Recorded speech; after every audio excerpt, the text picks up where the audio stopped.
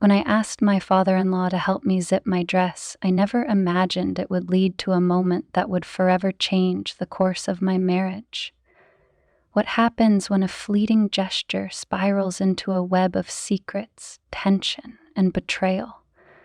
And how do you rebuild trust when the fractures cut this deep? Stay tuned to find out how one family's darkest truths came to light, and let me know where you're watching from in the comments below. When I asked my father-in-law to help me zip up my dress, I thought it would be a simple, innocent moment, but the way his fingers lingered on the zipper, his breath warm against the back of my neck, shattered that assumption. It was subtle at first, a pause that lasted just a beat too long, a brush of his knuckles that sent a chill up my spine.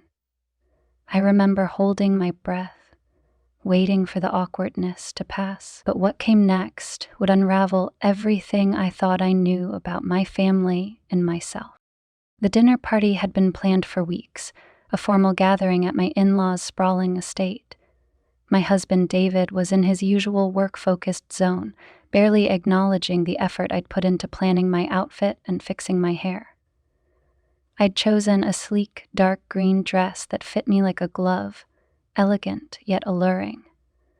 The only problem was the zipper, which I couldn't quite reach on my own. David was downstairs already, entertaining guests and going over last-minute details for a business deal he couldn't stop talking about. I called for him twice, but he didn't hear me. Or maybe he ignored me.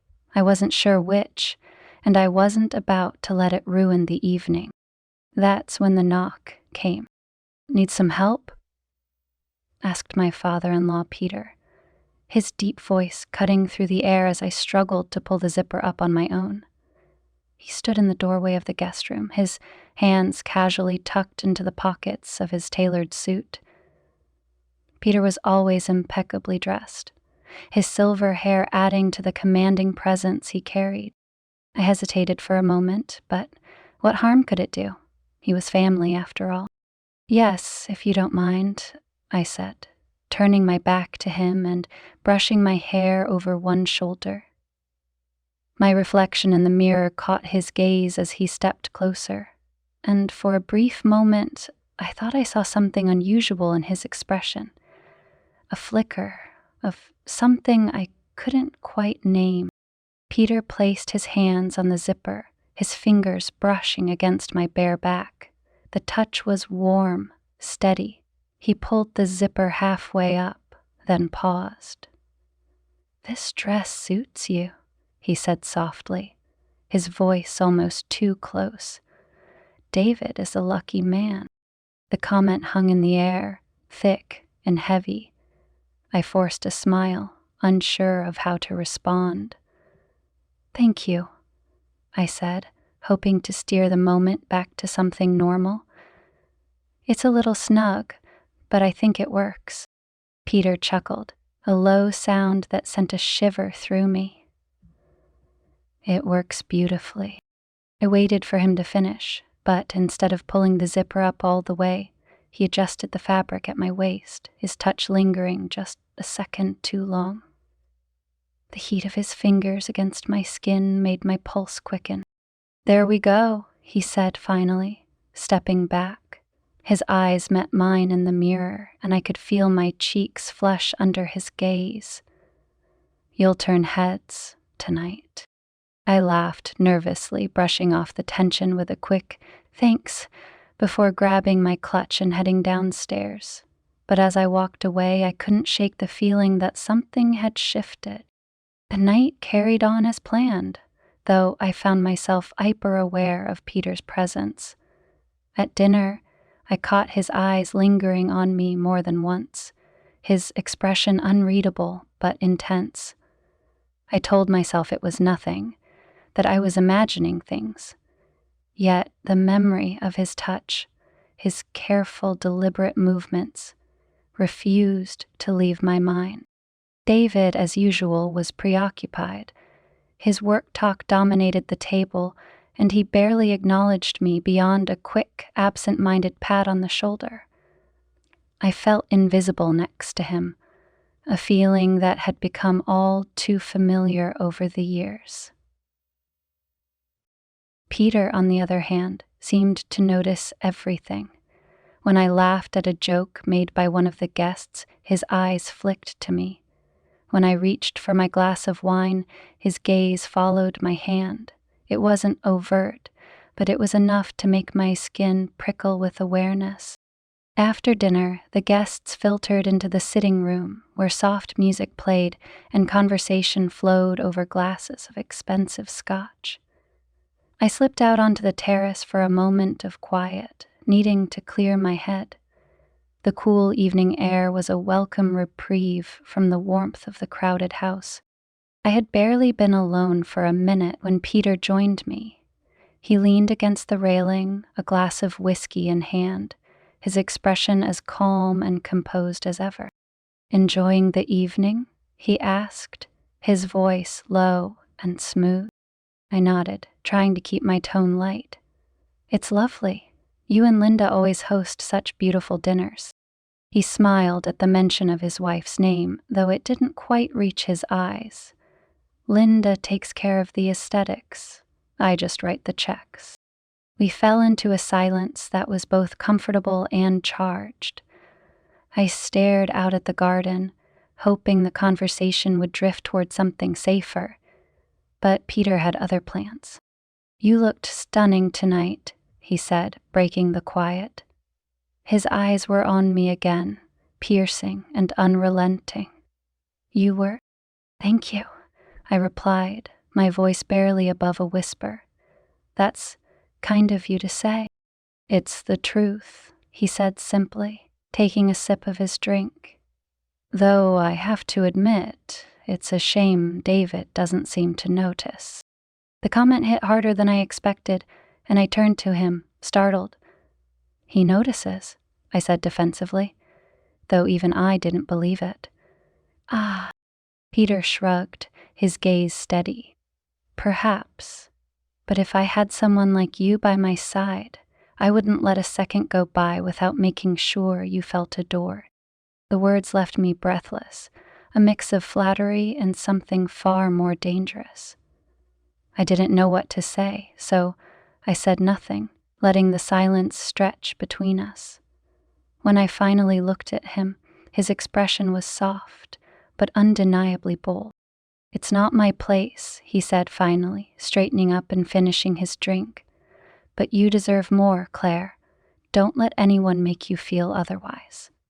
With that, he turned and walked back inside, leaving me alone with my thoughts, and a storm of emotions I wasn't prepared to face. The air on the terrace seemed colder now, the weight of Peter's words lingering like an unwanted guest. My heart raced, a mix of anger, confusion, and something else I wasn't ready to name. The accusation he'd slipped into his compliment, that David didn't appreciate me, gnawed at my mind. It was a wound I hadn't realized existed, and now it throbbed with every beat of my heart. I returned to the party, willing myself to blend into the crowd. The sounds of clinking glasses and soft laughter wrapped around me, but I felt detached, as if I were walking through a dream. David was in the corner, deep in conversation with his business partner. He hadn't even noticed I'd been gone. I moved to the bar, pouring myself another glass of wine. As the crimson liquid filled the glass, I caught my reflection in the mirrored backsplash. My makeup was still flawless. My dress clung perfectly, but my eyes betrayed me. They held a storm I wasn't sure how to weather. Peter appeared beside me so suddenly that I jumped. "Apologies," he said with a smirk. "Didn't mean to startle you." "It's fine," I replied quickly, avoiding his gaze. "I just needed a refill." "Understandable. These events can be exhausting," he said, his voice low. "All the small talk and posturing." I gave a half smile, hoping he'd leave it at that, but he didn't. "You seem distracted tonight," he added, his eyes scanning my face. "I'm fine," I said too quickly, taking a sip of my wine. "Just tired." "Tired or something else?" His voice dipped, laced with an undertone that sent a ripple through me. I turned to him, trying to muster some semblance of control. "Peter, I—" "Relax, Claire," he said, cutting me off gently. His smile was disarming, a mix of charm and mischief. "I'm just making conversation." But it wasn't just conversation, and we both knew it. His words were carefully chosen, each one pressing against the boundaries of propriety. I couldn't tell if he enjoyed my discomfort or if he was genuinely testing the waters of something more. Before I could respond, Linda, his wife, called out to him from across the room. "Peter, darling, come and settle a debate for us." He raised his glass in acknowledgement, then turned back to me. "Another time, perhaps." As he walked away, I felt a rush of relief and disappointment. I hated myself for the latter. The evening dragged on, each interaction with Peter more loaded than the last. By the time the guests began filtering out, I was desperate for escape. David was still engrossed in business talk, so I slipped upstairs, claiming I needed to change into something more comfortable. The guest room was quiet, the soft hum of the heater the only sound. I let out a long breath, peeling off the dress and draping it over the armchair. I rummaged through my bag for a pair of leggings and a sweater, eager to shed the weight of the evening. A knock at the door startled me. I froze, clutching the sweater to my chest. "Who is it?" "It's me." Peter's voice came through the door, calm and steady. "I just wanted to check on you." I hesitated, my pulse quickening. "I'm fine, thank you." "May I come in?" he asked, his tone polite but firm. The song ended. I stared at the door, my mind racing. Saying no felt like admitting I was afraid. Of him, of myself, of the tension that seemed to coil tighter with every passing second. But saying yes felt dangerous. "It's not a good time," I managed, my voice strained. There was a pause, and for a moment I thought he might leave. But then the door creaked open and he stepped inside, closing it softly behind him. I stood there, frozen, clutching the sweater like a shield. "Peter, what are you doing?" He held up his hands in a gesture of peace. "I just wanted to talk, that's all." "You couldn't wait until tomorrow?" My voice trembled, betraying the mix of fear and anger bubbling inside me. "I didn't want to leave things unsaid," he replied, stepping closer. His eyes were intense, searching mine. "Claire, I—" "Stop," I interrupted, my voice firmer now. "Whatever you think this is, it's not. You're my father-in-law, and this is crossing a line." He stopped, his expression softening. "You're right," he said after a moment, his voice quieter. "I'm sorry if I've made you uncomfortable. That was never my intention." His apology caught me off guard. For a moment, I wondered if I'd misread everything. But then he spoke again, his tone shifting. "It's just hard to ignore what's right in front of me." I shook my head, stepping back. "Peter, this isn't—" "You're unhappy, Claire. Anyone can see it," he said, cutting me off. "And I know David. He's my son, but he's blind to what he has. You deserve more." His words hit their mark, piercing through the wall I'd tried so hard to build. Tears pricked at the corners of my eyes, and I hated him for seeing through me, for knowing exactly where to strike. "I should go," I said, my voice barely above a whisper. I turned toward the door, but he stepped into my path, his hand gently resting on my shoulders. "Claire," he said, his voice soft but insistent, Don't run from this, from us. There is no us, I said, my voice breaking. You need to leave.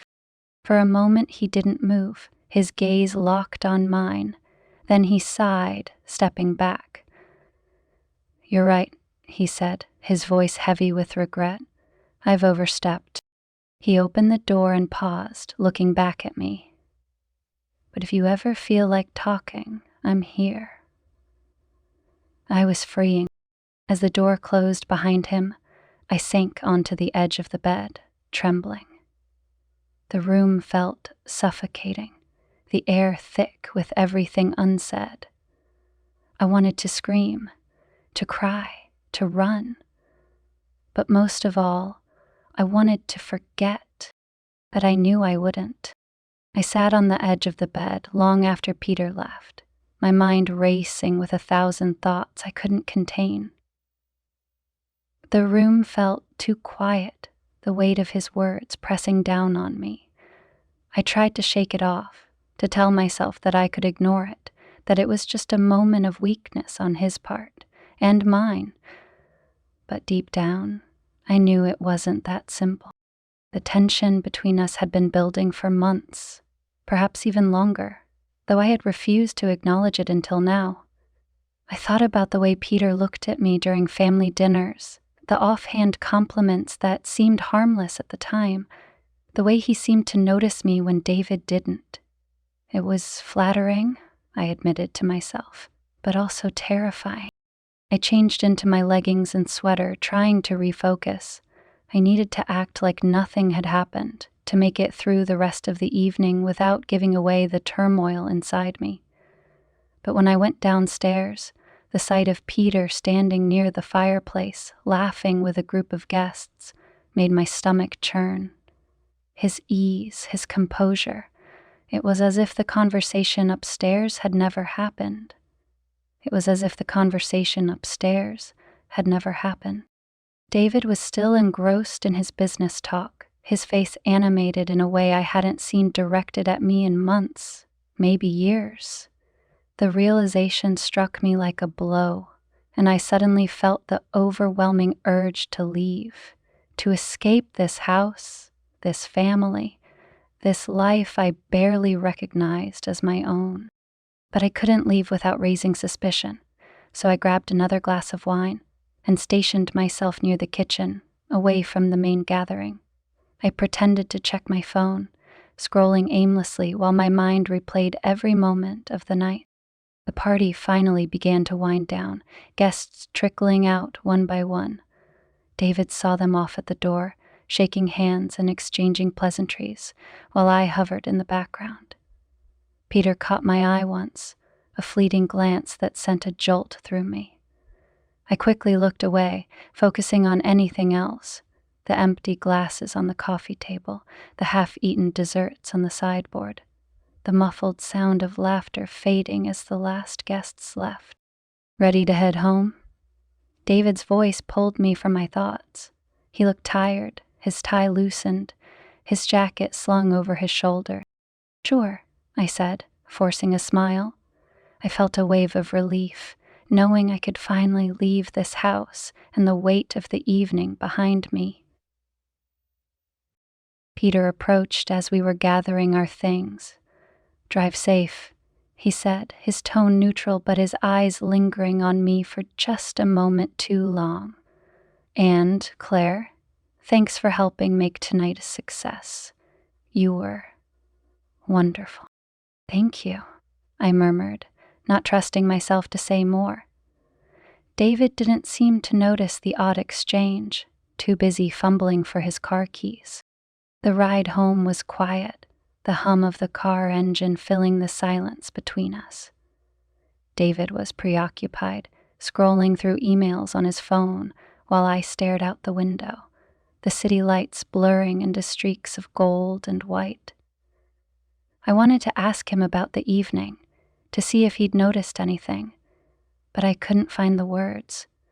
The distance between us felt insurmountable, a chasm that had grown wider with every passing year.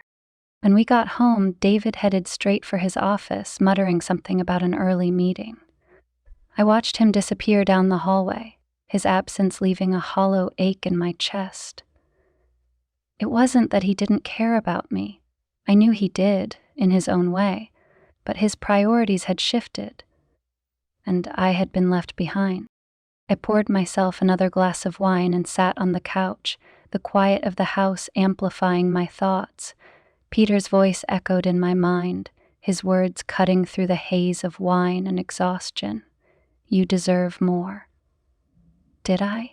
The question gnawed at me, pulling at threads I wasn't ready to unravel. I thought about our marriage, the love that had once been so vibrant, now dulled by years of routine and neglect. I thought about the nights I spent alone while David worked late, the mornings we barely exchanged more than a few words over coffee. And then I thought about Peter, the way he made me feel seen, desired. It was dangerous, I knew, but it was also intoxicating. The next morning, I woke to the sound of David's car pulling out of the driveway. He had left early as usual without so much as a goodbye. I stared at the empty side of the bed, a pang of sadness washing over me. For a moment, I considered calling him, asking him to come home early to spend the evening with me, but I knew it wouldn't matter. His answer would be the same as always. He was too busy. I spent the day trying to distract myself. I cleaned the house, ran errands, and met a friend for coffee, but no matter how hard I tried, I couldn't shake the memory of Peter's hands on my shoulders, his words lingering in the air like a forbidden secret. That evening, I found myself sitting alone on the couch again, a glass of wine in hand. The TV was on, but I wasn't watching. My mind was elsewhere, caught in the web of emotions I couldn't untangle. My phone buzzed, jolting me from my thoughts. I picked it up, my heart skipping a beat when I saw Peter's name on the screen. The message was simple, innocuous even. I hope you're doing okay. I stared at the screen, my mind racing. A part of me wanted to ignore it, to delete the message and pretend it didn't exist, but another part, the part that was tired of feeling invisible, of being ignored, couldn't resist. I'm fine, I typed back. Thanks for checking in. The reply came almost instantly. If you ever need to talk, I'm here. I hesitated, my fingers hovering over the keyboard. I knew this was a line I shouldn't cross, a door I shouldn't open, but the loneliness, the yearning for connection, was too strong to resist. Thank you, I typed, hitting send before I could change my mind. The days that followed were a blur of routine and restlessness. David was as distant as ever, and Peter's messages became a constant presence in my life. They were always polite, never overtly suggestive, but there was an undercurrent of something deeper, something unspoken. I told myself it was harmless, that there was no harm in texting my father-in-law. But deep down, I knew the truth. I was playing with fire, and it was only a matter of time before I got burned. Days turned into weeks, and Peter's messages became the highlight of my day. They were never intrusive. Simple check-ins, light banter, and the occasional compliment that made my heart flutter. It felt safe, or at least I told myself it did. There was no harm in talking, no danger in exchanging a few words to break up the monotony of my days. But beneath the surface, I knew I was treading dangerous waters. David remained oblivious. His focus on work only intensified, leaving me with more time alone than I cared to admit. I filled my days with errands and distractions, but my phone always seemed to be within arm's reach, waiting for the next message from Peter. I hated how much I craved the attention, how much I needed it. Yet I couldn't bring myself to stop. One afternoon, as I was reorganizing the closet, my phone buzzed, I picked it up, smiling when I saw Peter's name. "How's your day going?" the message read. "Busy," I replied, though it wasn't entirely true. "Yours?" "Could be better. Meetings all morning," he responded. "Thinking about taking a drive later. Care to join me?" My heart skipped a beat. We'd never crossed the line of meeting up outside of family gatherings. The suggestion was innocent enough, but the implications weren't lost on me. I stared at the screen, my fingers hovering over the keyboard. Every rational part of me screamed to decline, to shut this down before it spiraled further. But the loneliness, the gnawing ache for connection overpowered my better judgment. "Where to?" I typed back before I could stop myself. An hour later, I was sitting in Peter's car, the leather seats cool against my skin. He had picked me up a few blocks from my house, away from the prying eyes of neighbors. I told myself it was just a drive, that there was nothing wrong with two adults spending time together. But the way my pulse raced as he smiled at me, the way my stomach flipped when he reached across to adjust the radio, it all told a different story. We drove in comfortable silence at first, the city giving way to rolling hills and open fields. The scenery was beautiful, a welcome change from the suffocating walls of my house. Peter glanced at me occasionally, his gaze lingering just long enough to make my cheeks flush. "You've been quiet," he said finally, his voice soft. "What's on your mind?" I hesitated, unsure how to answer. "Just everything," I said vaguely. "It's been a lot lately." He nodded, his expression thoughtful. "I can tell. You've seemed off these past few weeks." I laughed nervously, brushing a strand of hair behind my ear. "I guess I have a lot on my plate." "Claire," he said, his tone more serious now, "you don't have to pretend with me. I see you." The weight of his words settled over me, heavy and inescapable. I looked out the window, unable to meet his gaze. "It's not that simple," I murmured. "Nothing ever is," he replied. "But you shouldn't have to go through it alone." The sincerity in his voice cracked something inside me. I felt the sting of tears but blinked them away, unwilling to let myself fall apart. "Thank you," I said, quietly. "That means a lot." We ended up at a small cafe tucked away in a quiet town. It was quaint, the kind of place that felt untouched by time.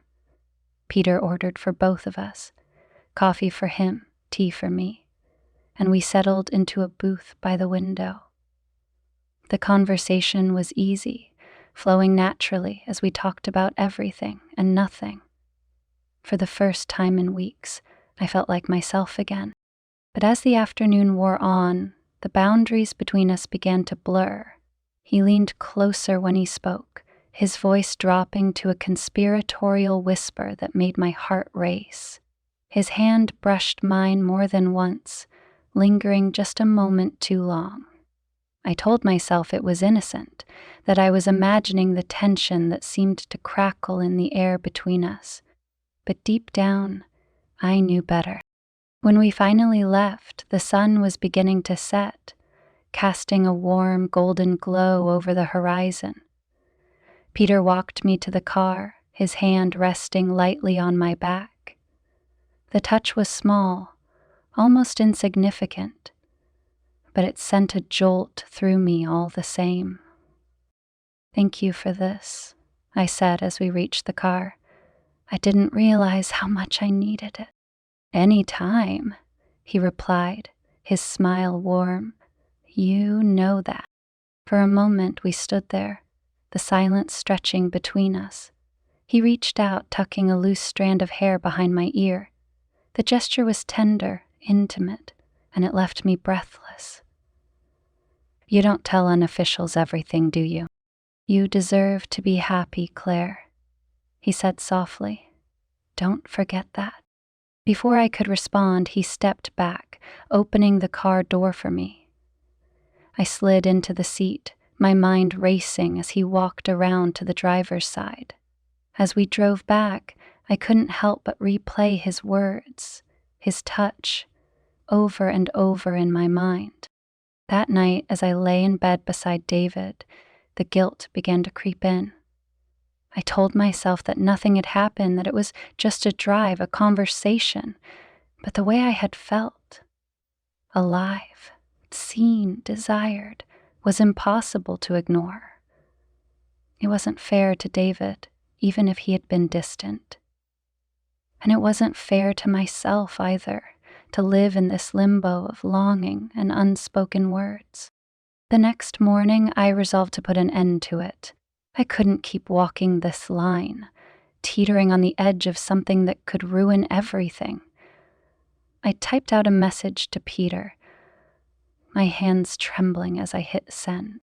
"Thank you for yesterday, but I think it's best if we don't do that again." His reply came quickly. "I understand, but you know where to find me if you ever need to talk." I sighed, relief and regret washing over me in equal measure. It was the right decision, I told myself, but as the days went on, I found myself glancing at my phone, hoping for a message that never came. 1 week later, I saw Peter again at a family gathering. He was polite, cordial, the perfect host as always. But there was an unspoken tension between us, a knowledge that only we shared. I avoided him as much as I could, sticking close to David, who remained oblivious. But as the evening wore on, our paths inevitably crossed. I found myself alone in the kitchen, rinsing glasses when he walked in. "Claire," he said softly, his voice carrying that same mix of warmth and gravity. "Can we talk? I want to tell you how to raise the dead, but I don't know how." "There's nothing to talk about," I replied, my voice steadier than I felt. He stepped closer, his expression unreadable. "I just want you to be happy," he said, "whatever that means." I turned to face him, my heart pounding. "Peter, this has to stop. It's not fair to anyone." "I know," he said quietly, "but that doesn't make it any easier."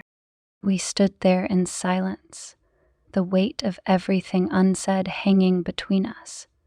And for the first time, I realized how close we had come to crossing a line we could never uncross. Not anymore. The weeks that followed felt like a delicate balancing act. I tried to pretend that everything was normal, but the cracks in the facade were becoming harder to ignore. My conversations with Peter had stopped entirely, yet his presence lingered in my mind, haunting me in quiet moments. I threw myself into my daily routines, hoping to fill the void with busyness, but it only highlighted how empty things had become between David and me. One evening, as I folded laundry on the bed, David walked into the room, loosening his tie. He looked exhausted, his shoulders slumped, in a way that made him seem older than his 37 years. He sat on the edge of the bed, watching me for a moment before speaking. "Are you okay?" he asked, his voice softer than usual. "Pace." I paused, caught off guard. "Of course. Why wouldn't I be?" He shrugged, running a hand through his hair. "You've seemed distant lately. I just wanted to make sure everything's all right." I wanted to tell him the truth. I wanted to confess how invisible I had felt, how lonely our marriage had become. But the words caught in my throat, tangled with guilt and fear. Instead, I forced a smile and said, "I'm fine. Just tired, I guess." David nodded, though his expression told me he didn't entirely believe me. He reached out, placing a hand on mine.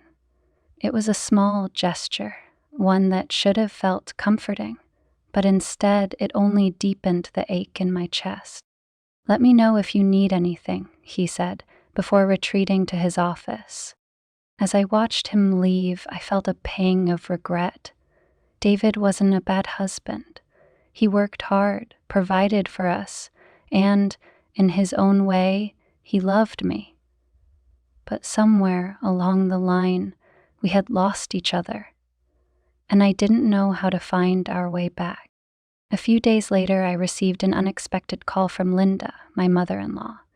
She rarely called, preferring texts or emails, so her voice on the other end of the line immediately put me on edge. "Claire, darling, are you free for lunch tomorrow?" she asked, her tone as cheerful as ever. "Sure," I replied, though my stomach tightened with unease. "Is everything all right?" "Of course," she said with a laugh. "I just thought it would be nice to catch up. It's been too long." The next afternoon, we met at a charming cafe downtown. Linda was her usual polished self, dressed impeccably in a tailored blazer and pearls. She greeted me with a warm hug, her perfume enveloping me in a cloud of floral sweetness. As we sat down, I couldn't shake the feeling that this wasn't just a casual lunch. Linda's smile was pleasant, but there was a sharpness in her eyes, a calculating glint that made me uneasy. "How's David?" she asked, stirring her tea. "He's been working so hard lately. I hope he's not neglecting you." Thinking. The question felt loaded, though I couldn't tell why. "He's been busy, but we're fine," I said carefully. "And Peter?" she continued, her tone casual but her gaze piercing. "He speaks so highly of you, you know, always saying how lucky David is to have you." He froze, my heart skipping a beat. "That's kind of him," I said, forcing a smile. "Peter's always been so supportive." Linda tilted her head, studying me. "He certainly is. Sometimes, I think, he's too supportive." There it was. The shift I had been dreading. Her words were still polite, but the undertone was unmistakable. She knew. Or at least, she suspected. "I'm not sure what you mean," I said, keeping my voice steady. She leaned forward, her smile never faltering. "I've been married to Peter for a long time, Claire. I know him better than anyone, and I've seen the way he looks at you." My breath caught in my throat. "Linda, I assure you." "Relax," she interrupted, her tone light but firm. "I'm not accusing you of anything. I just thought you should know. Peter has a way of crossing lines. He always has." The words hit me like a slap, and suddenly everything fell into place. The charm, the attention, the lingering glances. It wasn't just me. This was who Peter was. "I would never do anything to betray David," I said, my voice trembling slightly. "I believe you," Linda said, her expression softening. "But Peter can be persuasive. Just be careful, darling, for your sake and for David's." The drive home was a blur. Linda's words replayed in my mind, each one cutting deeper than the last. I had spent weeks questioning my own actions, wondering if I had misread Peter's intentions or if I was to blame for the tension between us. But now I realized how naive I had been. Peter's behavior wasn't about me. It was about him. When I got home, I found myself pacing the living room, my thoughts racing. I wanted to confront Peter, to demand answers, but I knew it wasn't that simple. He was David's father, Linda's husband. Any misstep could shatter the fragile balance of our family. Instead, I texted him, "We need to talk." Peter arrived later that evening, his demeanor as calm and collected as ever.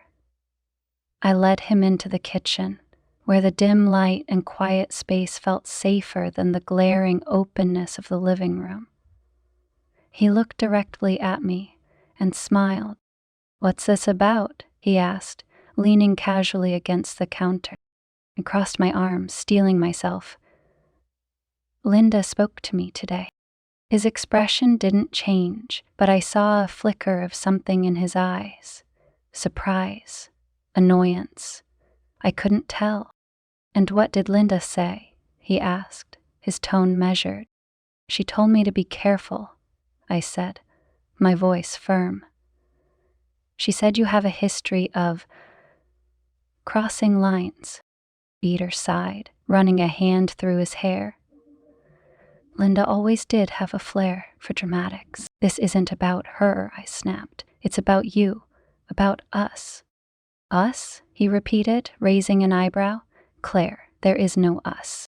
"Then what is this?" I demanded, my voice rising. The comments, the looks, the drive, what was it all for? He hesitated, and for the first time he looked uncertain. "I don't know," he admitted. "You're different. You make me feel alive in a way I haven't felt in years." "That's not fair," I said, my voice breaking. "Not to me, not to Linda, and especially not to David." Peter stepped closer, his expression softening. "I never meant to hurt you, Claire.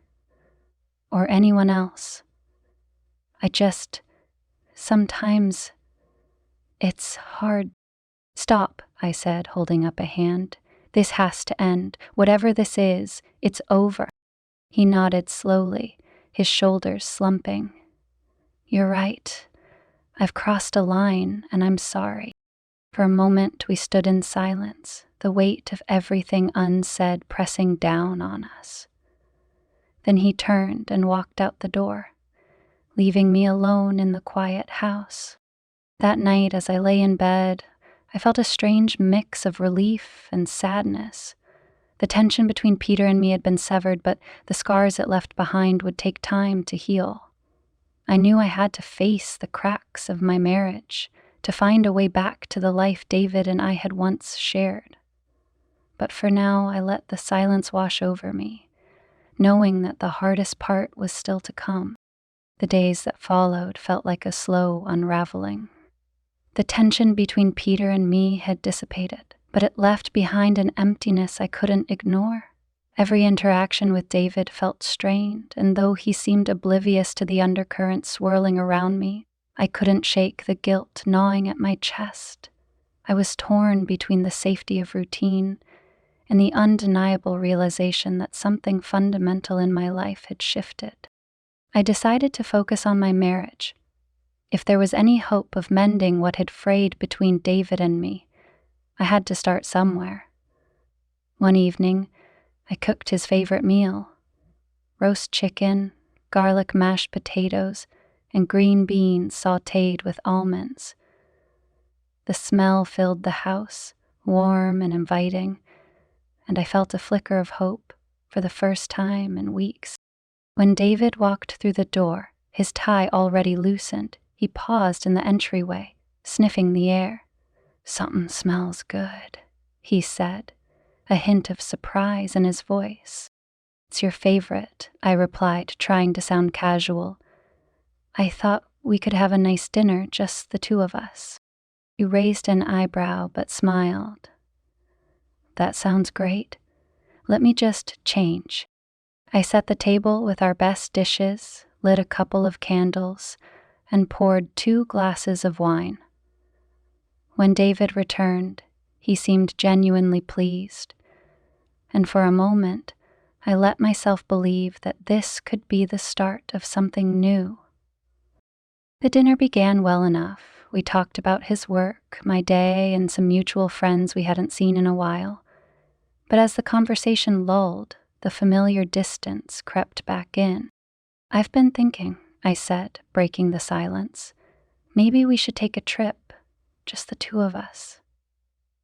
It's been a while since we spent time together. David looked up from his plate, his brow furrowed. His trip. When?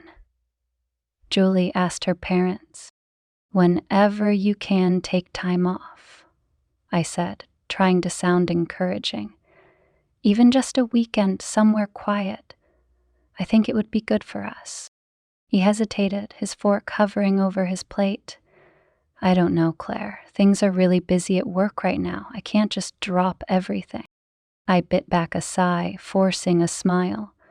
It doesn't have to be right away. Just think about it, okay? Sure, he said, though his tone lacked conviction. He went back to his meal and the conversation shifted to safer, less personal topics. By the time we finished dinner, the hope I'd felt earlier had all but faded. That night, I lay awake, staring at the ceiling. The house was quiet, save for the faint hum of David's snoring beside me. I wanted to reach out to him, to shake him awake and demand that he see me, really see me. But I stayed still, my hands clenched into fists beneath the covers. It wasn't just David who had pulled away. It was me, too. I had allowed the distance between us to grow, feeding it with my own doubts and insecurities. And now it felt like an insurmountable gulf, one I wasn't sure we could ever bridge. The next day, I threw myself into distractions. I cleaned the house from top to bottom, reorganized the pantry, and even tackled the overgrown garden. By late afternoon, I was exhausted but still restless. As I sat on the porch sipping a glass of iced tea, my phone buzzed on the table beside me. I glanced at the screen, my heart sinking when I saw Peter's name. For a moment, I considered ignoring it, but curiosity got the better of me. What are you doing? Hello? I said, keeping my voice steady. Hi, Claire. His tone was calm, almost tentative. I hope I'm not bothering you. No, it's fine, I replied, though my chest tightened. What's up? There was a pause on the other end, and I could almost hear him weighing his words. I just wanted to apologize, again, for everything. I never meant to complicate things for you. I appreciate that, I said, my voice softer than I intended. But I think it's best if we keep some distance for a while. Of course, he said quickly. I understand. I understand, Sonia, he whispered.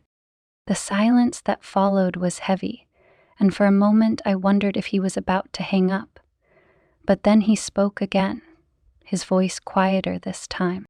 For what it's worth, I hope you find what you're looking for. You deserve to be happy. The words hung in the air long after the call ended, a bittersweet echo that left me feeling more lost than ever. In another moment, in the weeks that followed, I made a conscious effort to focus on my marriage. I planned small surprises for David, a bottle of his favorite whiskey, a new tie I thought he'd like, but they barely seemed to register. He was always busy, always preoccupied, and the few moments we did share felt forced, like we were playing roles we no longer believed in. One evening, as we sat in the living room watching TV, I decided to broach the subject head on. David, I began, my voice cutting through the hum of the show. Can we talk? He muted the TV, turning to me with a curious expression. What's on your mind? I took a deep breath, my hands clasped tightly in my lap. Do you ever feel like we're drifting apart? His brow furrowed and he leaned back against the couch. What do you mean?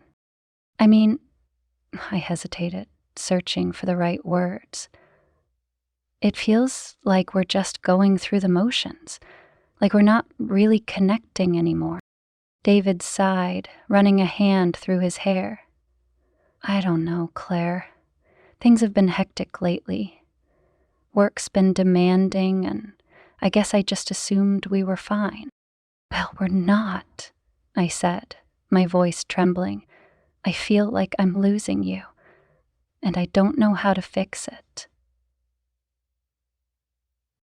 He stared at me for a moment, his expression unreadable. "I didn't realize you felt that way," he said finally. "Why didn't you say something sooner?" "Because I didn't know how," I admitted, tears pricking at the corners of my eyes. "And maybe I was afraid you wouldn't care." David's face softened and he reached out, taking my hand in his. "Claire, of course I care. I love you. I guess I've been taking things for granted." His words brought a small wave of relief, but they didn't erase the years of neglect, the loneliness that had taken root in my heart. "I want to make this work, David," I said, my voice firm. "But we can't keep pretending everything's fine. We need to try, really try." He nodded, his grip on my hand tightening. "You're right.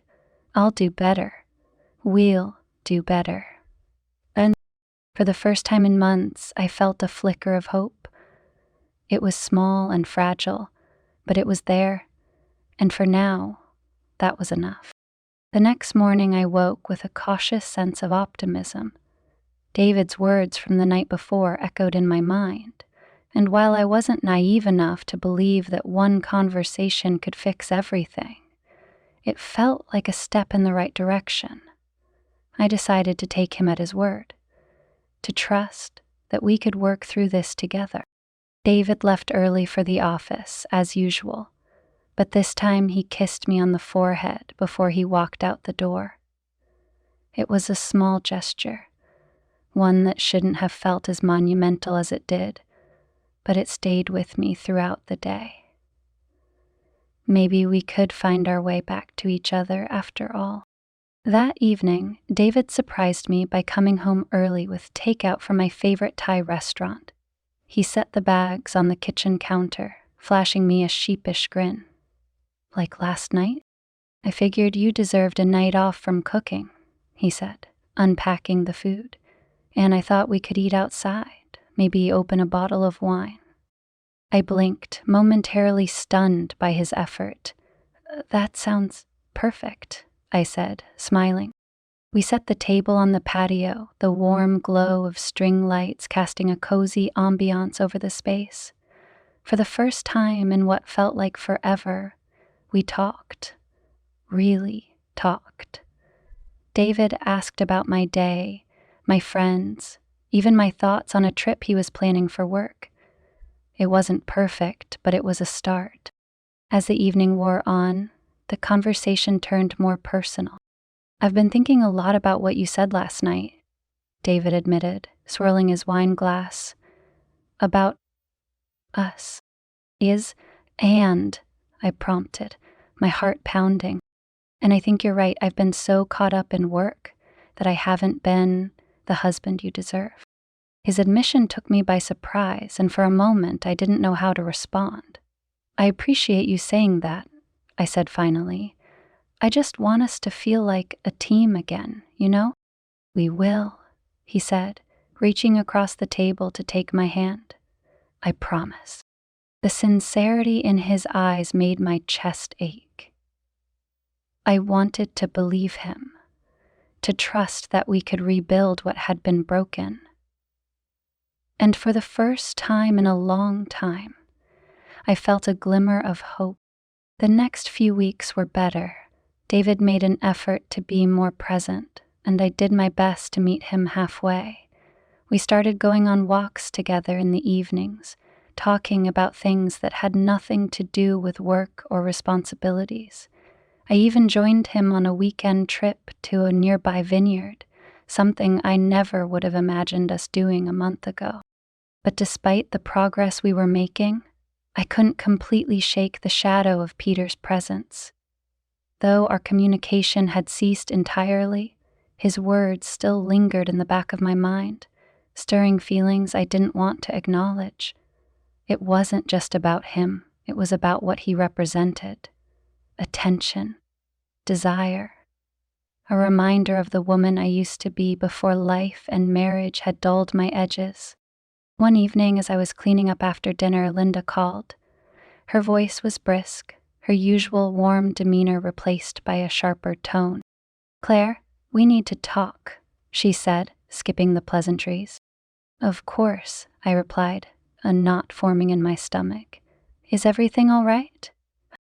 "It's Peter," she said, her voice heavy. "I've been noticing things, little things, and I can't shake the feeling that he's straying." The words hit me like a punch to the gut. "Straying?" I repeated, my voice barely above a whisper. "Yes," Linda said, her frustration evident. "He's been distant, distracted, and there's a woman, someone he works with. I'm almost certain there's something going on." I swallowed hard, unsure of how to respond. "Linda, I'm sorry to dump this on you," she interrupted, her tone softening, "but I just needed to tell someone. You're the only one I trust." Guilt coiled tightly in my chest, suffocating me. I wanted to reassure her, to tell her that she was wrong, but the truth was far more complicated. Instead, I muttered a vague response and promised to call her back soon. After the call ended, I sat in the dimly lit kitchen, my mind racing. If Linda's suspicions were correct, it meant that Peter's behavior toward me was just part of a larger pattern, a calculated game he played to fill whatever void he felt in his life. The realization left me feeling both betrayed and foolish. That night, as I lay in bed beside David, I felt the weight of everything pressing down on me, the progress we had made, the fragile hope I had nurtured. It all felt overshadowed by the lingering specter of Peter and the damage he had caused. David stirred beside me, his hand brushing mine. "Can't sleep?" he murmured, his voice thick with drowsiness. "No," I admitted, my voice trembling. He turned to face me, his expression soft in the pale moonlight. "What's wrong?" I hesitated, the words lodged in my throat. But as I looked into his eyes, I realized I couldn't carry the burden alone any longer. "David, there's something I need to tell you." His brow furrowed, concern flickering across his face. "What is it?" I took a deep breath, my hands gripping the edge of the blanket. "Your father, he crossed a line with me." David's eyes widened and he sat up, fully awake now. "What do you mean?" he asked, his voice sharp. I explained everything. The comments, the lingering touches, the drive. I left out nothing, determined to be honest even if it cost me everything. As I spoke, David's expression darkened, a mix of anger and disbelief taking hold. Anger freezes one of my words. He replaces it with a silence that falls over my lips. When I finished, the silence that followed was deafening. "Why didn't you tell me sooner?" he asked finally, his voice low. "I was scared," I admitted, tears streaming down my face. "I didn't want to hurt you, and I didn't want to destroy your family." David exhaled sharply, running a hand through his hair. This changes everything." "I'm so sorry," I whispered, my voice breaking. "I should have told you." He looked at me, his expression softening. "It's not your fault, Claire. None of this is your fault." His words brought a flood of relief, but they didn't erase the guilt that weighed heavily on my heart. I had kept the truth from him for too long, and now the fallout was inevitable. The following week was a whirlwind. David confronted Peter, and while I wasn't privy to their conversation, the aftermath was undeniable. Peter stopped coming around, his absence a glaring reminder of the chaos he had sown. Linda, too, seemed to sense the shift, though she never brought it up directly. Instead, she focused on mending her own marriage, throwing herself into weekend getaways and couples therapy with a determination that left me in awe. And as for David and me, We continued to rebuild, piece by fragile piece. It wasn't easy. Trust, once broken, is difficult to repair, but we were trying. And for the first time in a long time, that felt like enough. The days following David's confrontation with Peter felt like a whirlwind, yet oddly still. The house was quiet in a way it hadn't been before, fraught with unspoken emotions and the lingering tension of all that had been said. David didn't tell me the details of his conversation with Peter, but I could sense the weight of it in his demeanor. He was quieter, more introspective, his movements deliberate and heavy. For me, the silence wasn't peaceful, it was suffocating. I couldn't help but replay everything that had happened, wondering if I'd done the right thing by coming clean. There were moments when I caught David looking at me, his expression unreadable, and I feared he was questioning not just Peter, but me as well. One evening, as we sat in the living room, David broke the silence. "He's not coming around anymore," he said, his voice flat. I set my book down, meeting his gaze. "What do you mean?" "Peter?" I told him he's not welcome here. His tone was firm, resolute, but there was a sadness beneath it that he couldn't hide. "I couldn't, after what you told me. I can't pretend like everything's fine." I nodded, unsure of what to say. A part of me felt relief, knowing that I wouldn't have to face Peter again, but another part mourned the fracture in David's family, a fracture I couldn't help but feel responsible for. "Linda doesn't know," he continued, "at least, not the full extent. I didn't tell her. I didn't see the point in dragging her into it." "That was probably for the best," I said quietly. David leaned back, rubbing his temples. "I don't know, Claire. This whole thing, it's a mess." I wanted to comfort him, to tell him that everything would be okay, but the words felt hollow. Instead, I reached for his hand, intertwining my fingers with his. It was a small gesture, but it felt like the only thing I could offer. As the weeks passed, life slowly began to find its rhythm again. David and I continued to work on our relationship, carving out time for each other in ways we hadn't before. We went on date nights, shared long conversations over morning coffee, and even started planning a weekend getaway. A real one this time, not just an idea tossed around in passing. But the shadow of what had happened with Peter still loomed over us. It was an unspoken presence in our lives, a ghost that haunted the quiet moments. There were nights when I lay awake, wondering if we could ever truly move past it. One such night, David turned to me in the dark. "Do you ever think about it?" he asked, his voice barely above a whisper. I hesitated, unsure of how to answer.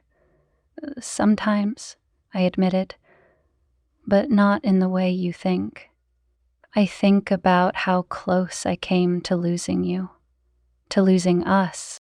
He reached for my hand, squeezing it gently. "I think about that too, but we're still here.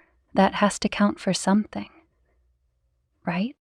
"It does," I said, and for the first time in a long time, I believed it. One afternoon, I received an unexpected call from Linda. Her voice was chipper, but there was an edge to it that I couldn't quite place. Her inhales were shallow. "Claire, darling, would you mind coming over? I could use a hand with some redecorating." "Of course," I said, though the request struck me as odd. Linda had always been fiercely independent, rarely asking for help with anything. When I arrived at her house, she greeted me with her usual warmth, but her eyes betrayed a weariness I hadn't noticed before. "A light. Thank you for coming," she said, leading me to the living room. "I've been thinking of updating the space. It feels stale." As we rearranged furniture and discussed paint swatches, the conversation drifted to Peter. I treaded carefully, unsure of how much Linda knew or suspected. "He's been distant lately," she said, her tone casual. "Even more than usual." I nodded, keeping my expression neutral. "He's probably just stressed. Work, you know." "Maybe," she said, though her eyes lingered on me for a moment too long. "Or maybe it's something else." The words hung in the air, heavy with implication. I busied myself with folding a throw blanket, my mind racing. Did she know? Was she testing me? "I'm sure it's nothing," I said, finally forcing a smile. Linda didn't press further, but the conversation left me uneasy. As I drove home, I couldn't shake the feeling that she was onto something, or that she already knew more than she was letting on. That evening, I told David about my visit with Linda. He listened quietly, his expression thoughtful. "She knows," he said finally. "Maybe not everything, but enough." "What do we do?" I asked, my voice trembling. "Do we tell her the truth?" David shook his head. "I don't think that would help. It would only hurt her more. Peter's out of our lives now. That's what matters." His words made sense, but they didn't ease the guilt that weighed heavily on my chest. I hated keeping secrets, especially from someone as kind and trusting as Linda. But I trusted David's judgment, and for now, I let it go.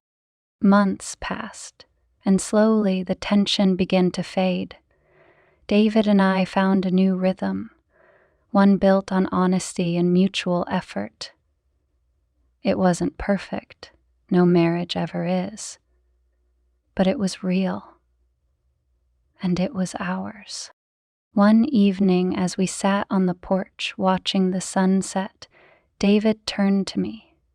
"I'm proud of us," he said, his voice quiet but firm. "Me too," I replied, leaning into him. We sat there in comfortable silence, the warmth of his presence wrapping around me like a blanket. For the first time in a long time, I felt at peace. The glow of his presence radiated through my insides like the radiance of the sun. But even as I basked in the moment, I knew the scars of what had happened would always remain. They were a part of our story now, woven into the fabric of our lives. And while I couldn't change the past, I could choose to move forward, with David by my side.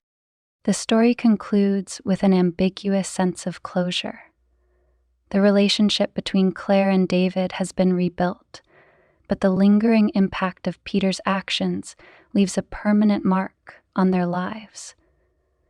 The emotional complexity of infidelity, trust, and forgiveness is laid bare, inviting the audience to reflect on the choices we make and the consequences they carry. The finale of our story begins with a quiet but profound realization. While David and I had managed to rebuild our relationship, the events that unfolded left a permanent mark on our lives, and I wasn't sure if I would ever feel entirely free of them. Life had resumed its rhythm, work, errands, dinners together, but there was a part of me that still carried the weight of everything that had happened. And there was still one unresolved thread, Linda.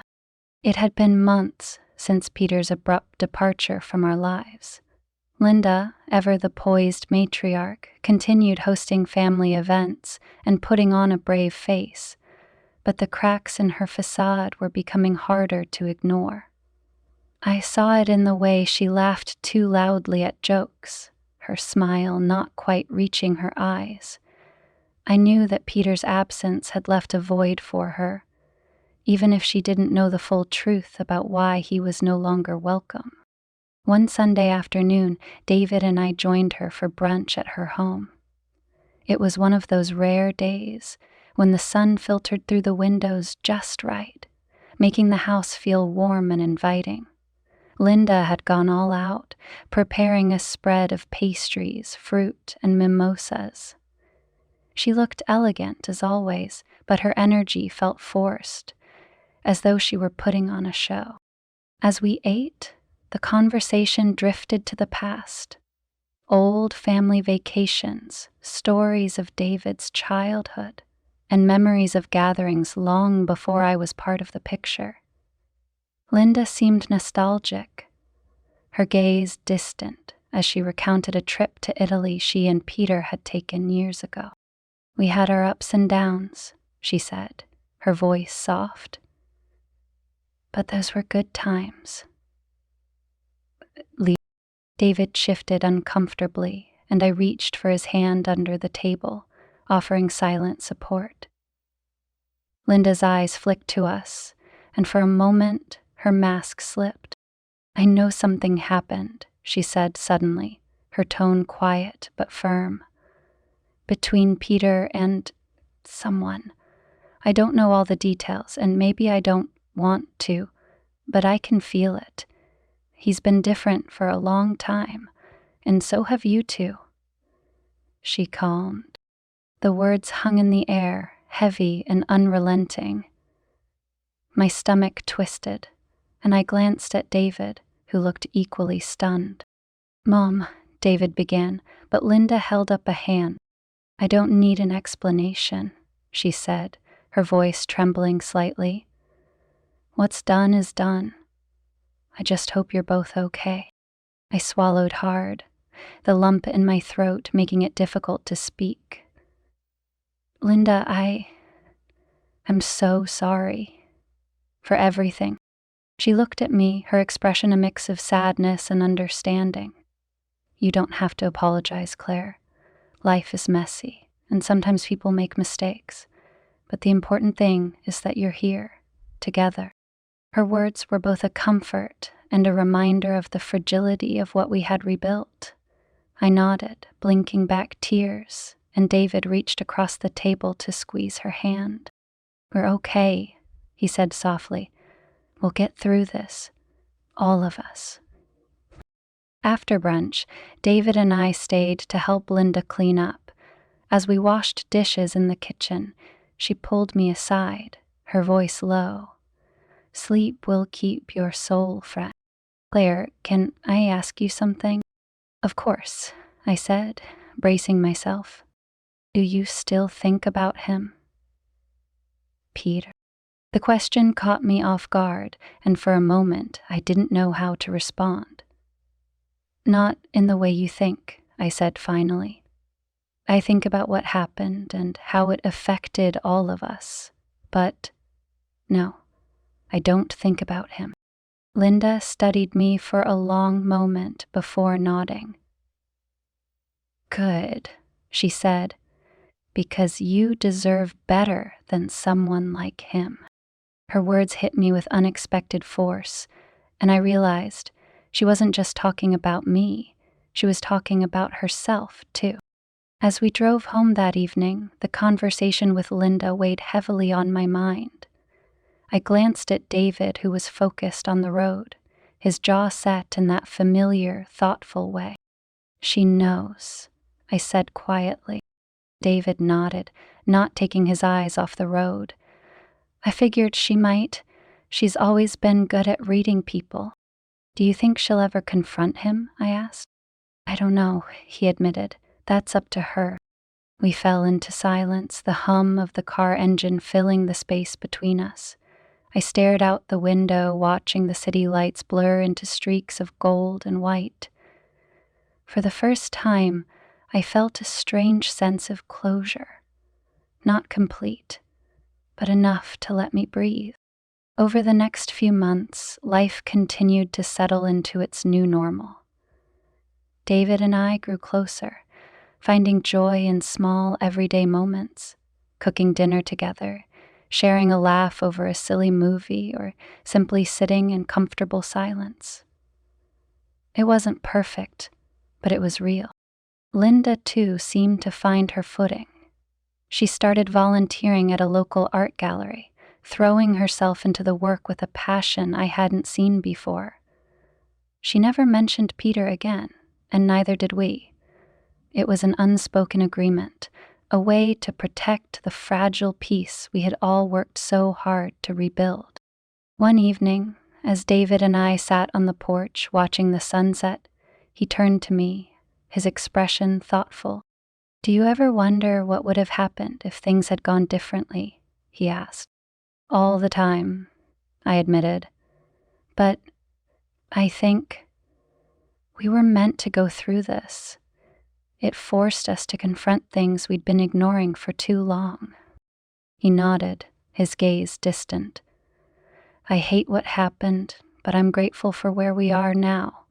I feel like I see you in a way I haven't in years." His words brought a lump to my throat, and I reached for his hand. "I see you too."